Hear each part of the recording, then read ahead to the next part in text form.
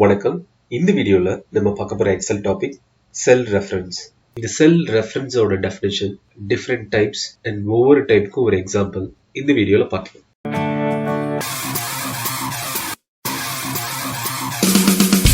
எக்ஸல்ல ஒரு செல்ல இருக்கிற டேட்டாவை இன்னொரு செல்லுக்கு பாப்புலேட் பண்ணா இல்ல இன்னொரு செல் அப்டேட் பண்ணா இந்த செல் ரெஃபரன்ஸ் ஃபங்க்ஷன் யூஸ் ஆகுது. மெயினா ஃபார்முலால ஒர்க் பண்ணும்போது இந்த ஃபங்க்ஷன் ரொம்ப ஹெல்ப் பண்ணும். ஃபார் எக்ஸாம்பிள், ஷீட் 1ல A1 அப்படின்ற செல்ல நம்பர் 4 இருக்கு. இந்த சேம் இன்ஃபர்மேஷனை C1ல ஆட்டோமேட்டிக்கா பாப்புலேட் பண்ண செல் ரெஃபரன்ஸ் ஃபங்க்ஷன் யூஸ் பண்ணலாம். அந்த செல்ல ரெஃபர் பண்ணுங்க. ஸோ இப்போ A1 செல்ல டீடைல் சேஞ்ச் பண்ணும்போது ஆட்டோமேட்டிக்கா இந்த C1ல சேஞ்ச் ஆகிட்டே இருக்கும். இந்த செல் ரெஃபரன்ஸ் வித்தின் ஒர்க் ஷீட் மட்டும் இல்லாம வேற ஒரு ஒர்க் ஷீட்ல இருந்தும் செல்ல ரெஃபர் பண்ண முடியும். ஃபார் எக்ஸாம்பிள், இந்த ஷீட் 2ல B2 செல்ல நம்பர் 10 இருக்கு. அதை நான் ஷீட் 1ல D1ல ரெஃபர் பண்றேன். ஷீட் 2ல அந்த B2 செலக்ட் பண்ணுங்க. B2 10ன்றத 9 அப்படின்னு சேஞ்ச் பண்ணா ஷீட் 1ல D1 செல்ல ஆட்டோமேட்டிக்கா 9 சேஞ்ச் ஆயிடுச்சு. இந்த செல் ரெஃபரன்ஸ்ல 3 டிஃபரெண்ட் டைப்ஸ் இருக்கு. ஒன்னு relative, second absolute and third mixed.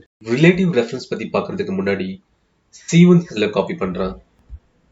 இந்த C1 செல்ல A1 அப்படின்னு ஒரு ஃபார்முலா இருக்கு, which means செல் A1ல இருக்கிற டேட்டா செல் C1ல ரிஃப்ளெக்ட் ஆகும். இந்த C1 செல்ல காப்பி பண்ணி C10ல பேஸ்ட் பண்றேன்.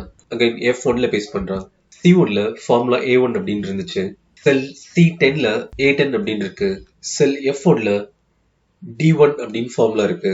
அண்ட் C1ல இருக்கிற செல்ல காப்பி பண்ணி C10 அண்ட் F1ல பேஸ்ட் பண்றதுக்கு முன்னாடி அதுல ஃபார்முலாஸே இல்ல.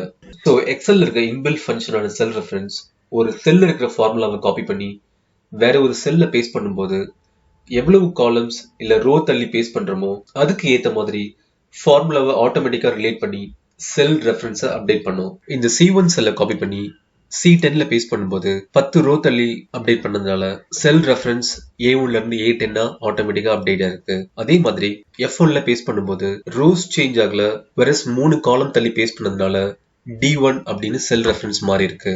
இந்த C1 செல்ல காப்பி பண்ணி F1ல பேஸ்ட் பண்ணாம F6ல பேஸ்ட் பண்ணியிருந்தா அது D6 மாறி இருக்கும். இதோட ரீசன் 3 காலம் அண்ட் 5 ரோ தள்ளி பேஸ்ட் பண்ணிருக்கேன். அதனால செல் ரெஃபரன்ஸ் ஃபங்க்ஷன் ஆட்டோமேட்டிக்கா இதை D6 அப்படின்னு ரிலேட் பண்ணிருக்கு. இந்த ஃபங்க்ஷனுக்கு பேரு தான் ரிலேட்டிவ் ரெஃபரன்ஸ். ஸோ பை டிஃபால்ட்டா எக்ஸல்ல ரிலேட்டிவ் ரெஃபரன்ஸ் ஃபங்க்ஷன் தான் ஒர்க் ஆகும்.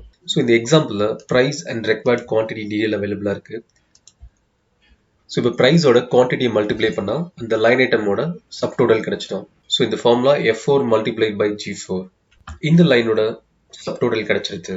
ஸோ இந்த ஃபார்முலாவை காப்பி பண்ணி F4 இன்டூ G4 இந்த ஃபார்முலாவை காப்பி பண்ணி நெக்ஸ்ட் செல்ல அப்டேட் பண்ணா அது F5 இன்டூ G5 ஆட்டோமேட்டிக்கா ரிலேட் பண்ணிடும். ஸோ இந்த F5 இன்டூ G5 காப்பி பண்ணி 13th ரோல பேஸ்ட் பண்ணும்போது அது F13 இன்டூ G13 அப்படின்னு ஆட்டோமேட்டிக்கா ரிலேட் பண்ணி ஃபார்முலாவை அப்டேட் பண்ணும். ஸோ ஒன் மோர் வேல இந்த ஃபார்முலாவை அப்டேட் பண்ணலாம். ஸோ நான் டெலீட் பண்ணிடுறேன். ஃபார்முலா அப்ளை பண்ண வேண்டிய செல்லை செலக்ட் பண்ணிக்கோங்க. செல் செலக்ட் பண்ணதும் ஃபார்முலா என்டர் பண்ணலாம். F4 multiply by G4.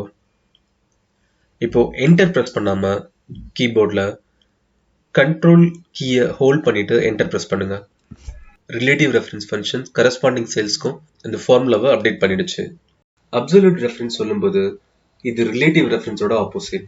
ஒரு ஃபார்முலா இருக்கிற செல்லை காப்பி பண்ணி வேற செல்ல பேஸ்ட் பண்ணா செல்லோட ஃபார்முலா சேஞ்ச் ஆகக்கூடாது. ஃபார் எக்ஸாம்பிள், செல் B7ல வேல்யூ 10 இருக்கு.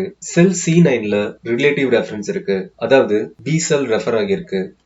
ஸோ இந்த செல்லை காப்பி பண்ணி வேற ரோலையோ இல்ல காலம்லயோ பேஸ்ட் பண்ணா ஃபார்முலா ஆட்டோமேட்டிக்கா ரிலேட் பண்ணும்.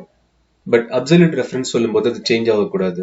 ஒரு ஃபார்முலாவை இல்ல ஒரு ரிலேட்டிவ் ரெஃபரன்ஸை அப்சல்யூட் ரெஃபரன்ஸா சேஞ்ச் பண்றதுக்கு டாலர் சிம்பிள் யூஸ் பண்ணலாம். ஸோ இந்த B7 அப்படின்னு சொல்லும்போது B செகண்ட் காலமையும் நம்பர் 7 7th ரோவையும் குறிக்கும். இப்போ ரோ அண்ட் காலம் ரெண்டுமே லாக் பண்றதுக்கு டாலர் சிம்பிள் யூஸ் பண்ணோம். ஸோ Bக்கு பிஃபோர் ஒரு டாலர் சிம்பிள் அண்ட் 7க்கு பிஃபோர் ஒரு dollar simple. So 2 dollar simple இங்க அப்டேட் பண்ணியாச்சு. இப்போ இந்த C9 அப்படின்ற செல் அப்சல்யூட் ரெஃபரன்ஸா சேஞ்ச் ஆயிடுச்சு. இந்த டாலர் சிம்பிள் 2 வாட்டி என்டர் பண்ணாம F4 கீ பிரஸ் பண்ணீங்கன்னா ஆட்டோமேட்டிக்கா டாலர் சிம்பிள் அப்ளை ஆயிடும். இப்போ இந்த C9 செல்ல காப்பி பண்ணி எந்த செல்ல பேஸ்ட் பண்ணாலும் அதோட ஃபார்முலா சேஞ்சே ஆகாது. இந்த ஃபங்க்ஷனுக்கு பேரு தான் அப்சல்யூட் ரெஃபரன்ஸ். இதுக்கு ஒரு எக்ஸாம்பிள் பார்க்கலாம். ஸோ இந்த எக்ஸாம்பிள்ல ஒரு லைன் ஐட்டமோட சப்டோட்டல் இருக்கு. இதுக்கு ஜிஎஸ்டி கால்குலேட் பண்ணோம். இப்போ இந்த ப்ராடக்ட்ஸ் எல்லாத்துக்குமே சேம் ஜிஎஸ்டி 5% தான். ஸோ இந்த மாதிரி ஒரு டேட்டால ஒரு காமனான ஒரு செல்லோட வேல்யூ வச்சு மல்டிப்ளை பண்ண போறோம்னா அது அப்சல்யூட் ரெஃபரன்ஸ்ல பண்ணலாம். இன்கேஸ் ஒரு ப்ராடக்ட்க்கும் டிஃப்ரெண்ட் ஜிஎஸ்டி இருக்கு அப்படின்னா அது ரிலேட்டிவ் ரெஃபரன்ஸ் ஃபங்க்ஷன் யூஸ் பண்ணி பண்ணலாம். ஃபார் எக்ஸாம்பிள், இப்போ ஒரு ப்ராடக்டோட ஜிஎஸ்டி டிஃப்ரெண்ட் பர்சன்டேஜ். ஸோ இந்த சினாரியோல நம்ம ரிலேட்டிவ் ரெஃபரன்ஸை டைரக்டா யூஸ் பண்ணலாம். அதாவது subtotal multiplied by GST.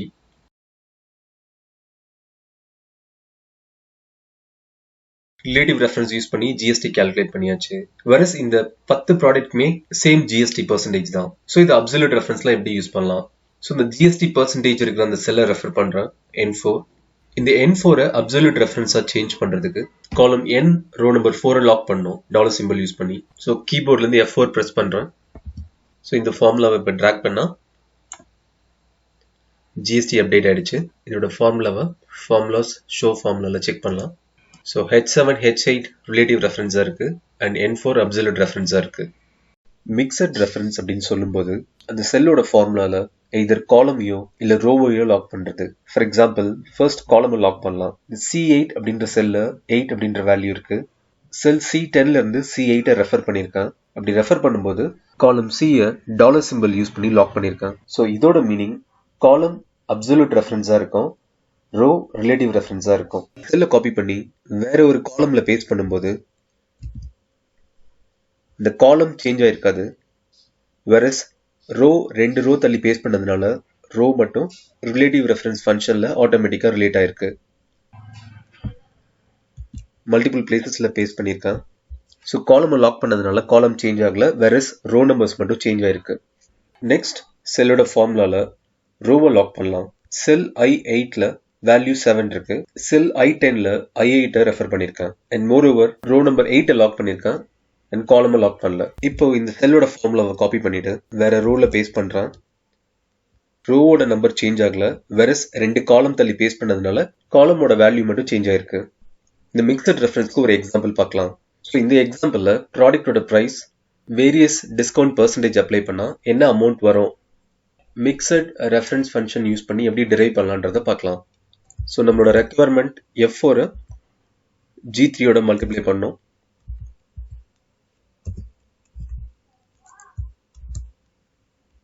F4 into H3.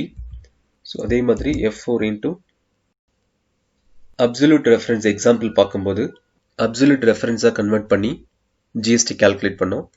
So அந்த கான்செப்ட்ல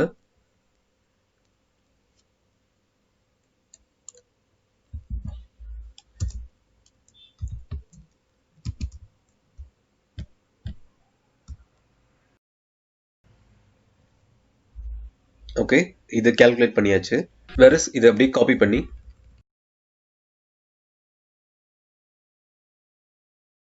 ஸோ அந்த ஃபங்க்ஷன் ஒர்க் ஆகல.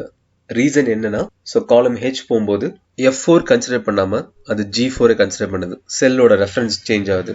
ஸோ காலம் Hல G4 and G3 but H3 இருக்கணும் அண்ட் F4 இருக்கணும். வெரஸ் இது இன்கரெக்டா இருக்கு. இல்ல இந்த ஃபார்முலால நான் இதே அப்சல்யூட் ரெஃபரன்ஸா சேஞ்ச் பண்றேன்னா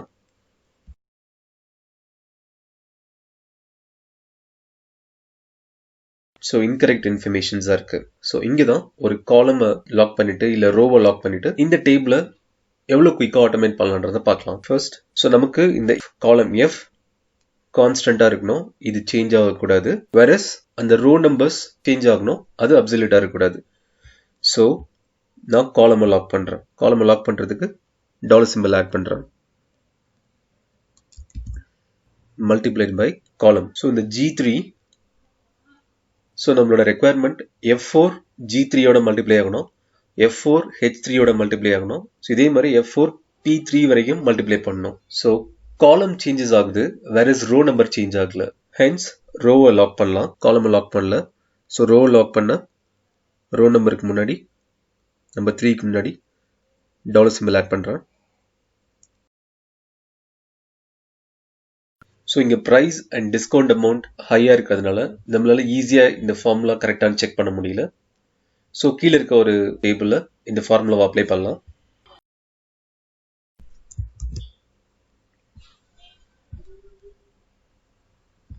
காலம் F and row number 15 lock பண்ணுறேன். காப்பி. ஸோ இந்த டேபிளில் பார்க்கும்போது ஈஸியாக நம்மளால் ஃபைண்ட் அவுட் பண்ண முடியுது. ப்ராப்பராக அப்ளை ஆகி நம்மளோட ரெக்குயர்மெண்ட் ஃபுல்ஃபில் ஆகிடுச்சு. ஃபார்முலாஸ் செக் பண்ண ஃபார்முலாஸ்,